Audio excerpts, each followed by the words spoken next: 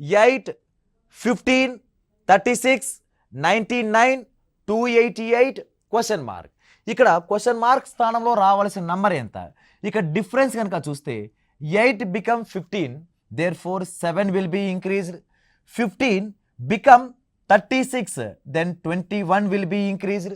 Next అదే విధంగా 36 become 99, therefore 63 will be increased.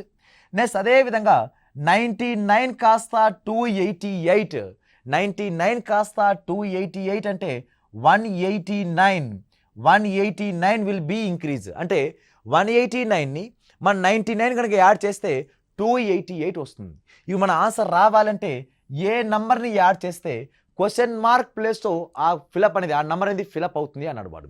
కాబట్టి ఇక్కడ 7 కాస్త 21 అంటే ఇంటూ 3, 7 3s are 21. ఇక్కడ again into 3, 21 3s are 63. Again into 3, 63 3s are 189. Therefore మన ఆన్సర్ రావాలంటే ఇంటూ 3 చేయాలి. 189 3s are 3 9s are 27, 2 carry. 3 8s are 24 plus 2 26, 2 carry. 3 1s are 3 plus 2 5. Therefore answer 567 అనేది మన ఈ నంబర్ని యాడ్ చేయాలి.